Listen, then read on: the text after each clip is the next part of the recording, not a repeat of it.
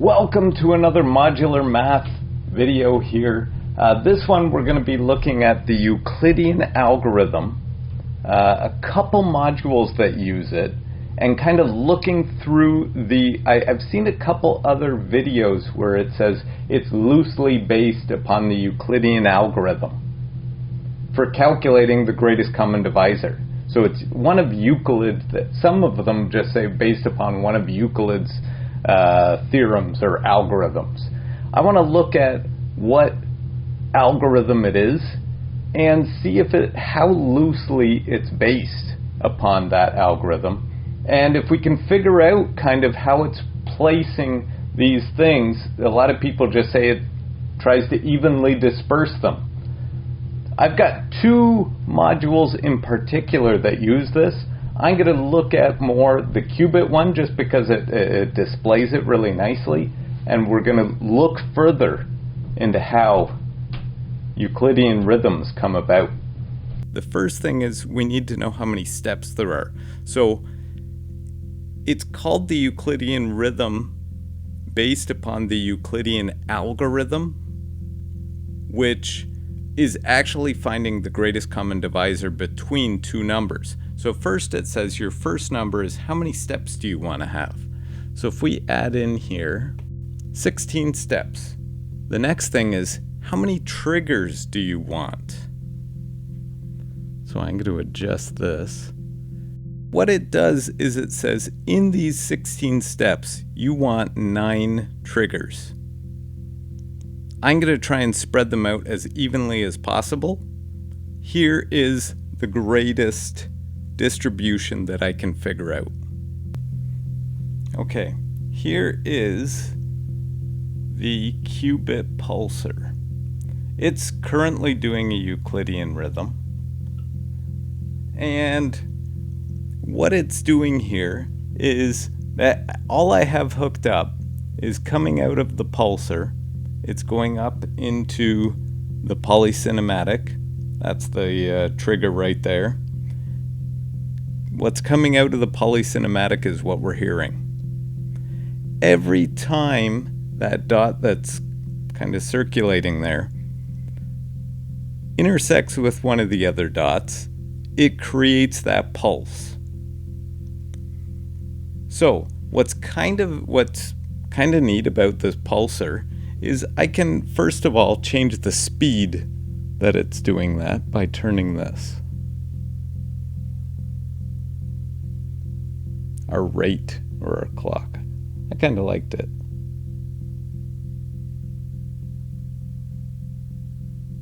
A little bit faster, so I'm going to keep it like that. Now we can really mess it up to start by changing the length. Right now there are 16 dots in that circle, so it is currently at a 16 step, similar to on Pamela's Pro Workout when we chose our initial 16 steps. Right now it's at 16 steps. We could decrease that, but it really messes up the Euclidean where it put the triggers.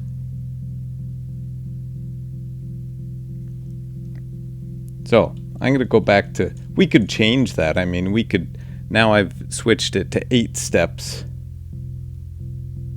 and I can add in my 3, and it's going to refigure out the best spot for those 3.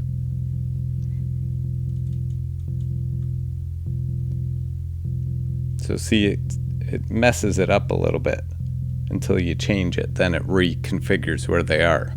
Now what's neat about the pulsar, on the Pamela's Pro Workout you could have up to 8 different Euclidean rhythms happening, and you could not have them Euclidean. Same with on the pulsar, you could not have them Euclidean, but on here you can have 4. Still pretty neat. This one only sends out a trigger. I guess there is a way that you could go in and change it to a little bit more of a gate. You could do that also. By adjusting this knob right in the center, you are picking how many triggers you want. So I can have 1, 2, 3, 4. I think you're getting the idea. I could go all the way up to 16.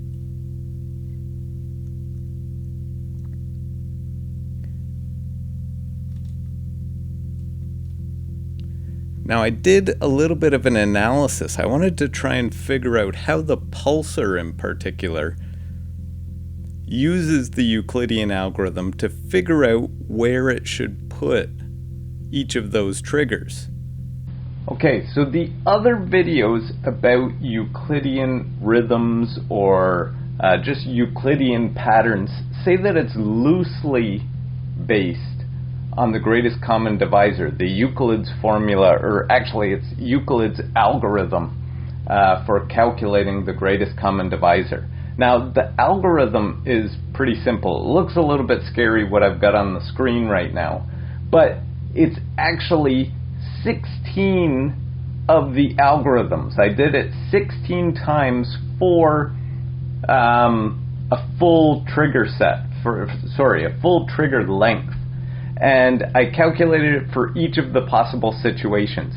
What I also did was I colored in where it maps the triggers to when it spreads them out.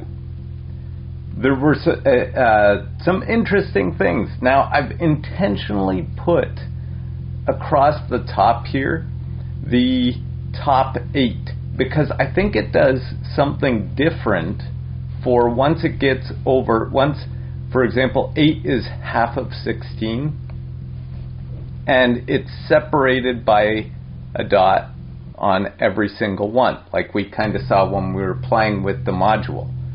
As soon as it gets over half, for example, 9 is more than half of 16, it starts doing something interesting here.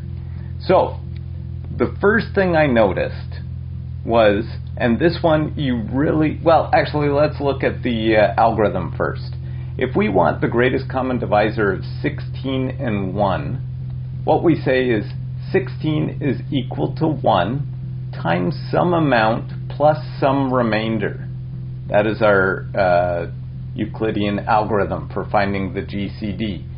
Now this is just 1 times 16, and there's no remainder there. Where it gets interesting is over here, but let's look at number 2. 16 is equal to, so the greatest common divisor of 16 and 2. 16 is equal to 2 times some number plus some remainder. It's equal to 2 times 8. And 16 is equal to 2 times 8. So the greatest common divisor is this number in front here, 2. 2 can go into 2. 2 can also go into 16. The interesting one, so here is where the algorithm we got to do a little bit more, where the greatest common divisor of 16 and 3, 16 is equal to 3 times 5, which is 15, plus 1, that gets me to 16. 3 doesn't divide evenly into 16. So then what you have to do is you have to move your 3 over to this side, move your remainder here, and try and find the greatest common divisor between 3 and 1. So 3 is equal to 1 times 3 plus 0. So the algorithm says the last number when your remainder is 0 here, that is your greatest common divisor. So if we look, here's our remainder 0, greatest common divisor is 4. Here's our remainder 0, greatest common divisor is 1. Here's 0, 2, 0, 1, 0, 8. Okay, so that's kind of the algorithm there. And people are saying that the way these Euclidean rhythms or Euclidean sequencers or Euclidean CV generators are created only slightly use this. And I think it's more than slightly. For example, one thing I noticed right away. So if we just look at the top half for now, we want one trigger. So 16 steps all the way around, we want one trigger. That's easy. It puts the trigger right here. 16 steps away is the next trigger, which we're back at the beginning. We're back at the beginning. For example, this one. We've got 16 steps. We want 2 triggers. So it puts one right at the start. This left position, if we notice, at 1 is very telling because it shows where this first one is. Here's always the first one, is always right there on the far left. That's where the first trigger always is, in the pulsar anyway. Then, if we want 2, the next one has to be 8 away. So, 1, 2, 3, 4, 5, 6, 7, 8. There it is. 1, 2, 3, 4, 5, 6, 7, 8. There it is. Now, whenever it divides evenly, it's very simply like that. So, if we want 4 triggers, they've got to be 4 away. So, it puts the first one here. 1, 2, 3, 4. There it is. 1, 2, 3, 4. There it is. If it doesn't divide evenly, if we want 3 triggers and there's a remainder 1, it's got to put 1 extra space in there. So what that means is, if we look here, 1, 2, 3, 4, 5, we would think that there would be a trigger here. Let's try this next one. 1, 2, 3, 4, 5. There's a trigger. 1, 2, 3, 4, 5. There's a trigger. There is 1 extra space that we need to put in there. And what pulsar does is it always puts the extra space, if there's only 1, in this first section here.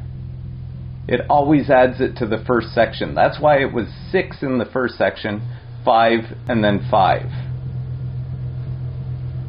We can show that that's true by looking at this one over here, the GCD of 16 and 5. What this one says is we want 5 dots, and they should be 3 apart.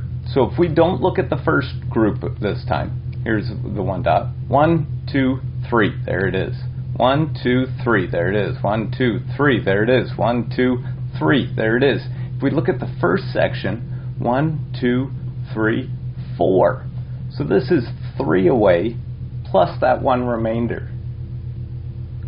And they do this all the time. Now, if it's more than 1 remainder, like these ones have here, this one has 4 that we got to place in. So what it does is, it will place it in the first one, it will put it an extra 1, so it's got to divide these up. It can't put all 4 in here, because the whole idea is to divide these as evenly as possible. So it takes the first one, it puts 1 as far away as it can, way over in this section here, 1 as far away from those 2 as it can, so 1 way over here in this section, and 1 way over here in this section. And then that's how it places the extra misses. And it keeps going through, doing something like that all the way through until 16, if there's 8 triggers, it's just every other one. Now that's the top row. It does something different. After the second row, we've got more hits or more triggers than we have misses.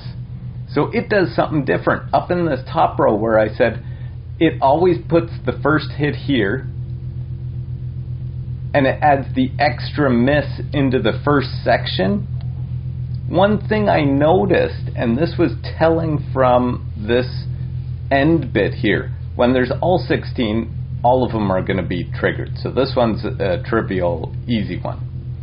But in the 15th one, the first miss is always spot number 1. If we look, spot number 1 never has a trigger in it until 16, when it has to have a trigger in it.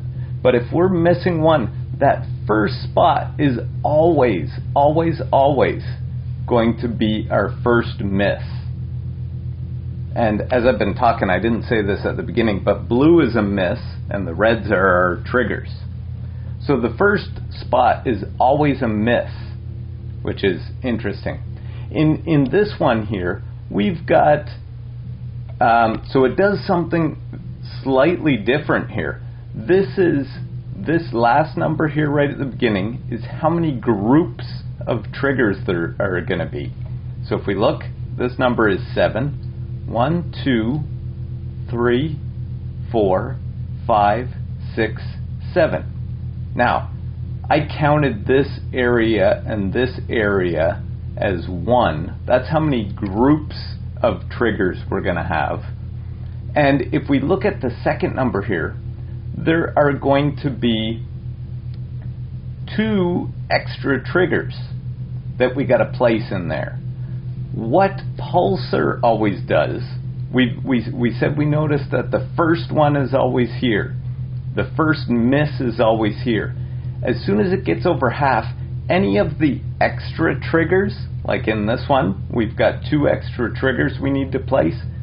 The first one always goes, if we look, this one's got groups of 2. The only group of 3 is in this first section below the first hit.